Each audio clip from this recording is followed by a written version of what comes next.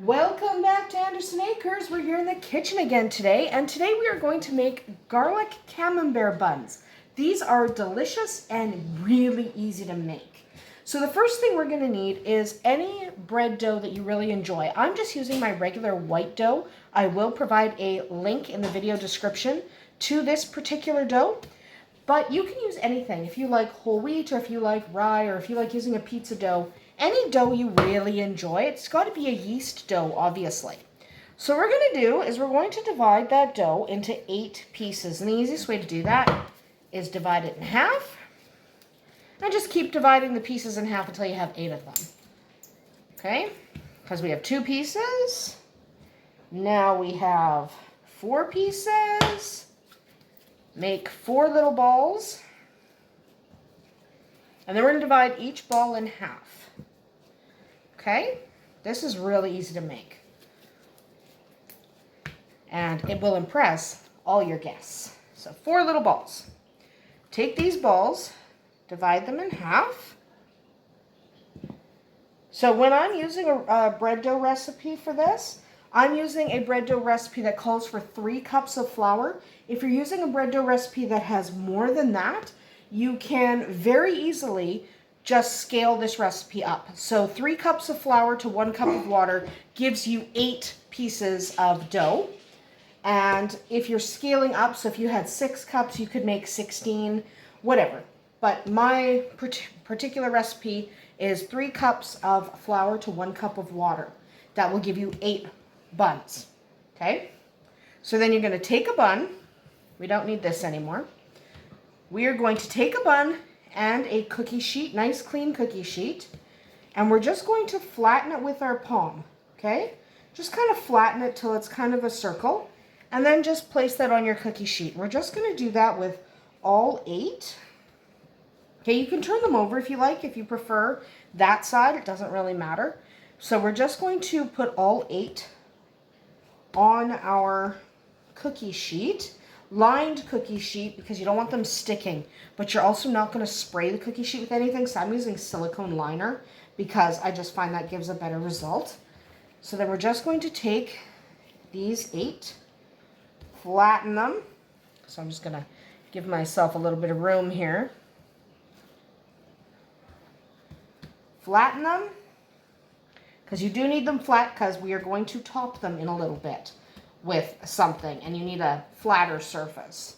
So you're going to set these aside to rise, but only kind of do a half rise. So you're going to, you can cover them with a tea towel, you can put them in your microwave, whatever, however you normally rise your buns or your bread, that's what you're going to do with this, but you're only going to do it for about half an hour to 45 minutes, not more than that.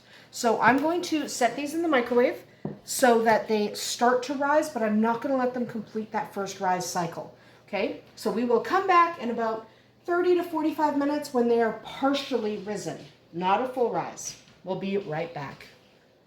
All right, so our buns have puffed. They're not fully risen. That's what we want. So this step is optional. I just like to do it, but I'm just going to turn them all over, okay, because they've only done part of their rise. So I'm just going to gently turn them over, okay? And then we're going to take either a shot glass, or I'm using a Guinness glass, whatever you have. You can even just do it with your fingers if you like, or you can use a spoon. But we're just going to take this, we're just going to let this go down into the bun, okay, and then pull it out. So you just want that indent, okay? Pull that out. Again, push down, just so you have an indent. In roughly the middle. It's okay if you're not perfect. You don't have to be perfect. As long as it's roughly the middle. Okay, so we're just going to make an indent in each one. We need this indent just because if we don't do this indent when we put the camembert in here and then we try and bake it all, it's not going to turn out well. It's going to end up everywhere. It's probably still going to end up everywhere, but it won't be as bad if you put an indent. Okay. Set those to the side a little bit. And now you're going to want to get yourself some camembert cheese. Okay? You want one of the wheels that kind of sits nicely in your hand, because you don't want the really big ones. You want kind of that smaller size. because you're only doing 8 buns. So we're going to open it up, which obviously I already did, and we're going to cut it into 8 triangles, which again, I obviously already did that. Now, Camembert, some people do not like the rind. The rind of Camembert is perfectly edible, okay? It's basically just a bloom. And that is what gives Camembert its distinct taste. If you really hate the rind, you could cut it off. So you could just take your knife and just slice that rind off. But I leave it on. If you hate the rind, feel free to cut it off. So I'm going to leave the rind on. And if you don't like Camembert at all, even without the rind, you can use a different cheese. You can use squares of mozzarella or cheddar, but I find Camembert makes this quite lovely. So what we're going to do is we're going to take one of our triangles and you're just going to push it down, okay? Just push it down so it's less triangle-like. Okay, so it's kind of smushed.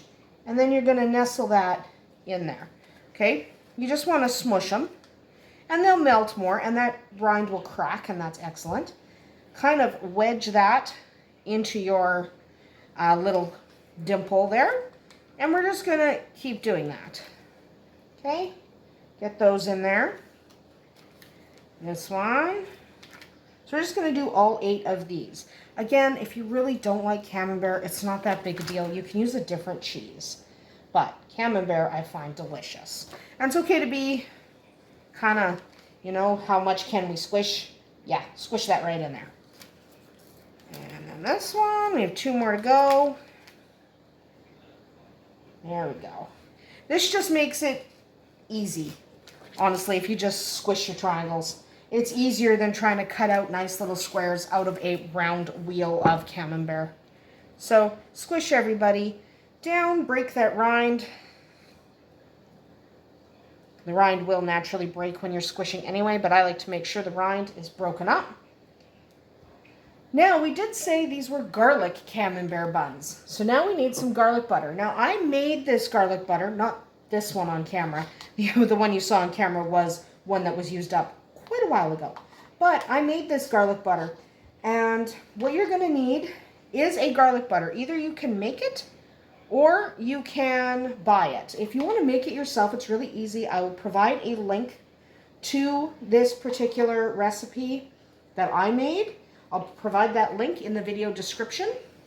Just pop that on top there. Let's do them all. But I'll provide that link so that you can make it yourself.